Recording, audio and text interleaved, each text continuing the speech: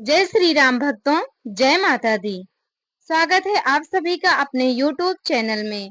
आइए आज आप सभी सुनेंगे गुप्त नवरात्रि के 5वें दिन श्री दुर्गा सप्तशती पाठ का 9वां, 10वां और 11वां अध्याय की कथा। गुप्त नवरात्रि का आज छठा दिन है और छठवें दिन हम श्रवण करेंगे 9वें, 10वें और 11वें अध्याय की दुर्गा सप्तशती कथा। तो सबसे पहले माता को प्रणाम करते हैं, उन्हें नमस्कार करते हैं, फिर कथा का प्रारंभ करें। तो बोलिए प्रेम से माता दुर्गा की जय, नव दुर्गा देवी की जय, 10 महाविद्या माता की जय, सभी देवी देवता की जय। हम श्री दुर्गा सप्तशती का अध्याय शुरू करें उससे पहले आप लोगों से निवेदन है कि वीडियो को लाइक कर दें, चैनल पर नए हो तो सब्सक्राइब कर लें। सबसे पहले हम श्री दुर्गा सप्तशती का 9वां अध्याय का श्रवण करेंगे। आप लोग भी ध्यान पूर्वक इस अध्याय का श्रवण कीजिए, वीडियो को बिना स्किप किए हुए। 9वें अध्याय में आप लोग निशुंभ वध की कथा सुनेंगे। राजा ने कहा, ऋषि राजा, अपने रक्त बीज के वध से संबंध रखने वाला वृतांत मुझे सुनाया। अब मैं रक्त बीज के मरने के पश्चात क्रोध में भरे हुए शुंभ व निशुंभ ने जो कर्म किया वह सुनना चाहता हूँ।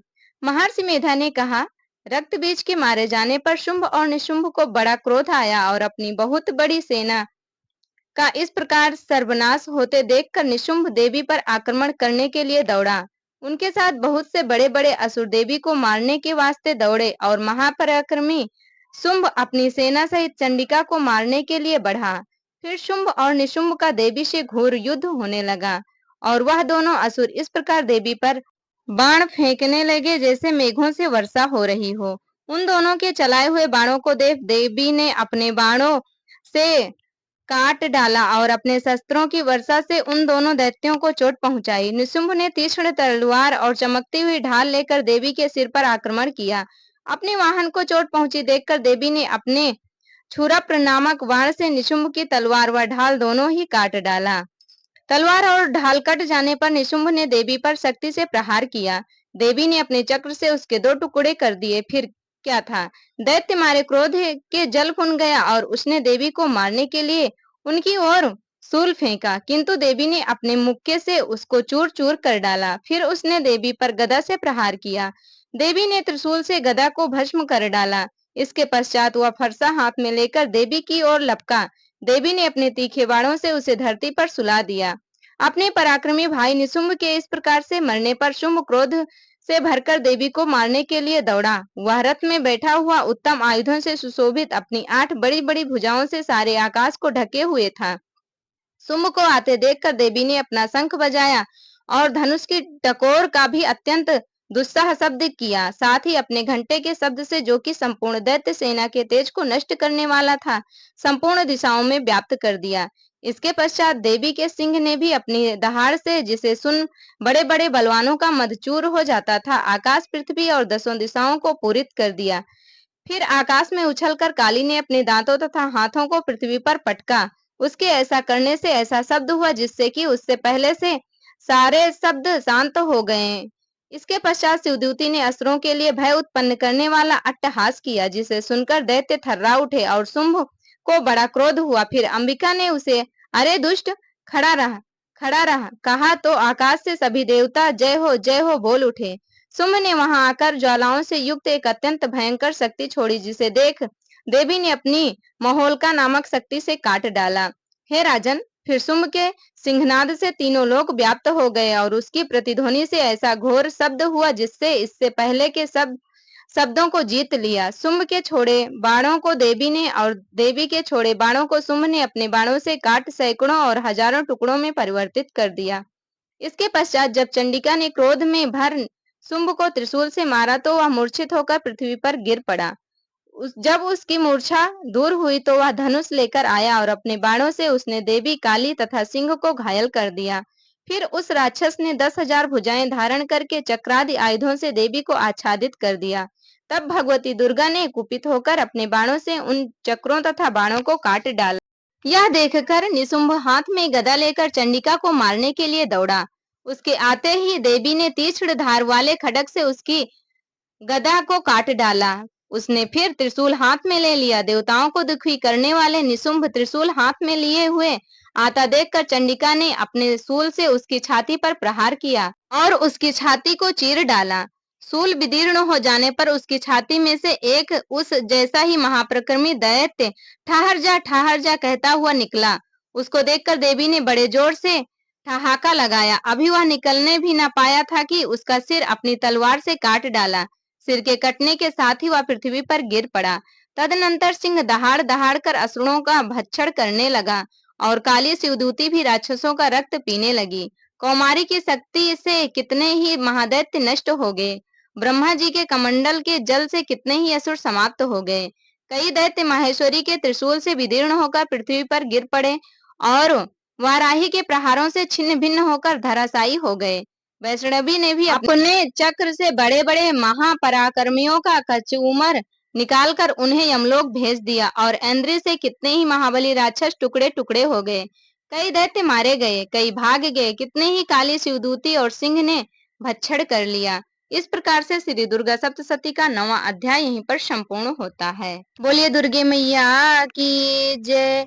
श्री दुर्गा सप्तशती पाठ अध्याय 10।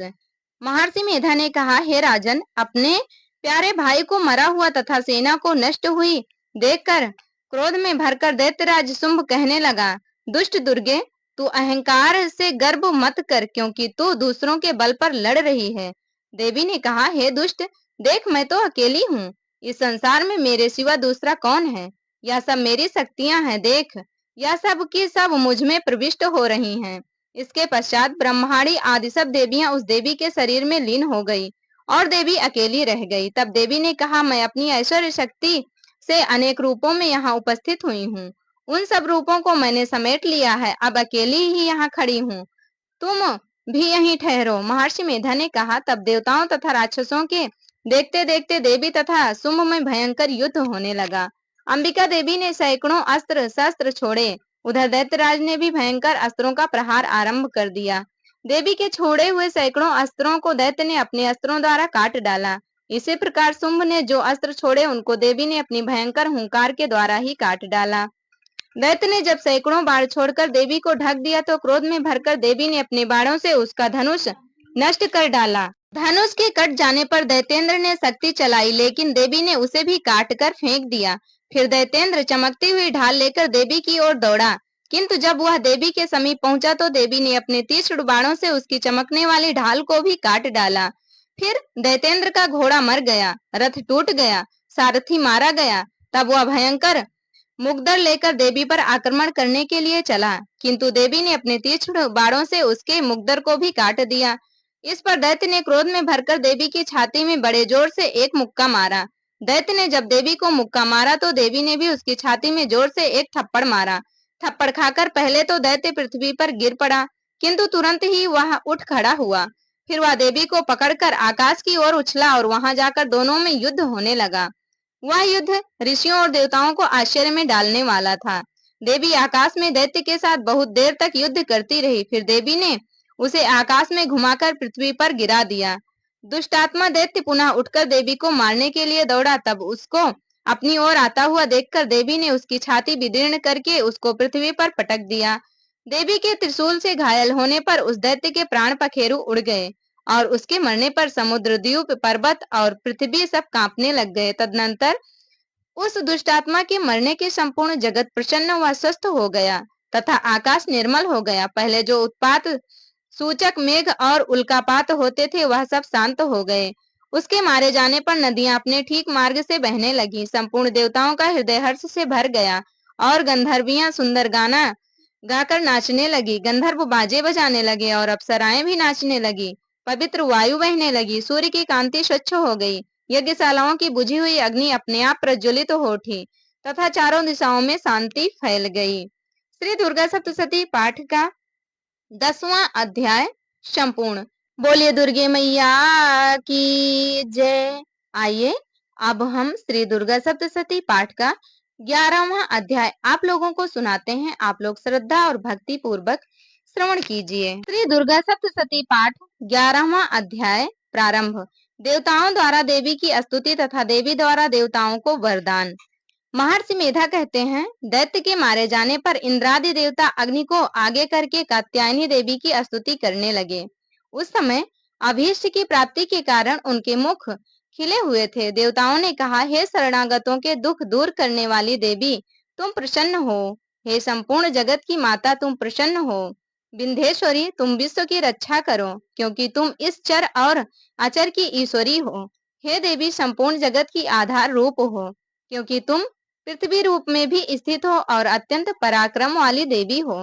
तुम विष्णु की शक्ति हो और विश्व की बीज परम माया हो, और तुमने ही इस संपूर्ण जगत को मोहित कर रखा है। तुम्हारे प्रसन्न होने पर यह पृथ्वी मोक्ष को प्राप्त होती है। हे देवी, संपूर्ण विद्याएं तुम्हारे ही भिन्न भिन्न स्वरूप हैं। इस जगत में जितनी स्त्रियां हैं वह सब तुम्हारी ही मूर्तियां हैं। एकमात्र तुमने ही इस जगत को व्याप्त कर रखा है। तुम्हारी स्तुति किस प्रकार हो सकती है, क्योंकि तुम परम बुद्धि रूप हो और संपूर्ण प्राणी रूप स्वर्ग और मुक्ति देने वाली हो। अतः इसी रूप में तुम्हारी स्तुति की गई है। तुम्हारी स्तुति के लिए इससे बढ़कर और क्या युक्तियां हो सकती है। संपूर्ण जनों के हृदय में बुद्धि रूप होकर निवास करने वाली, स्वर्ग तथा मोक्ष प्रदान करने वाली, हे नारायणी देवी, तुमको नमस्कार है। कला काष्ठा आदि रूप से अवस्थाओं को परिवर्तन की ओर ले जाने वाली तथा प्राणियों का अंत करने वाली नारायणी, तुमको नमस्कार है। हे नारायणी, संपूर्ण मंगलों के मंगल रूप वाली, हे शिवे, हे संपूर्ण प्रयोजनों को सिद्ध करने वाली, हे शरणागत वत्सला, तीन नेत्रों वाली गौरी, तुमको नमस्कार है। हे सृष्टि स्थिति तथा संहारों की शक्ति भूता सनातनी देवी, गुणों का आधार तथा सर्व सुखमयी नारायणी, तुमको नमस्कार है। हे शरण में आए हुए शरणागतों, दीन दुखियों की रक्षा में तत्पर, संपूर्ण पीड़ाओं को हरने वाली, हे नारायणी, तुमको नमस्कार है। हे नारायणी, तुम ब्रह्माणी का रूप धारण करके हंसों से जुटे हुए विमान पर बैठती हो तथा कुश से अभिमंत्रित जल छिड़कती रहती हो। तुम्हें नमस्कार है। हे माहेश्वरी, रूप से त्रिशूल, चंद्रमा और सर्पों को धारण करने वाली, हे महावृषभ वाहन वाली नारायणी, तुम्हें नमस्कार है। मोरों तथा मुकुटों से घिरी रहने वाली महाशक्ति को धारण करने वाली, हे कौमारी रूप धारिणी निष्पाप नारायणी, तुम्हें नमस्कार है।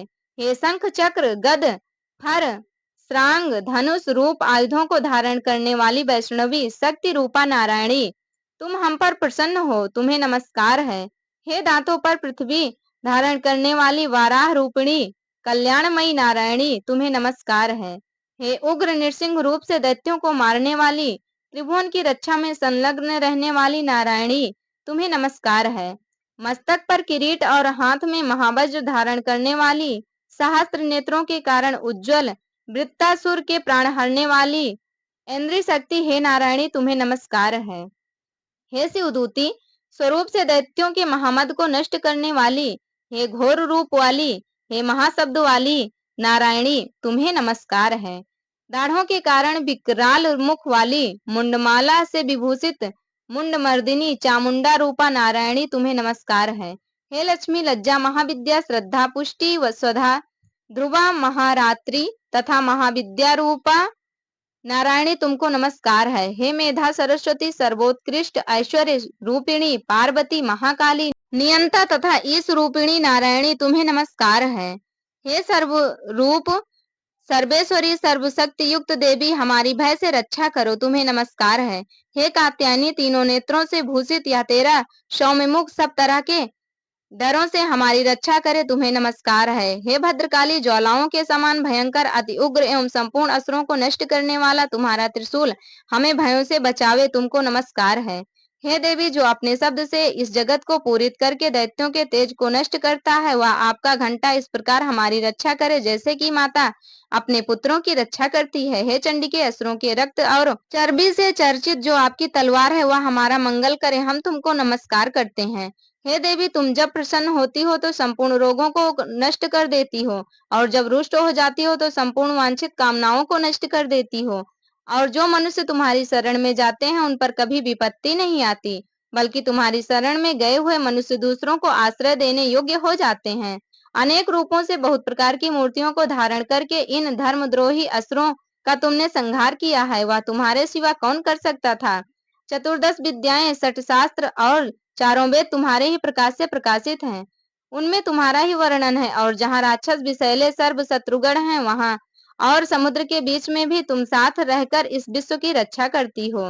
हे विश्वेश्वरी, तुम विश्व का पालन करने वाली विश्व रूपा हो, इसलिए संपूर्ण जगत को धारण करती हो।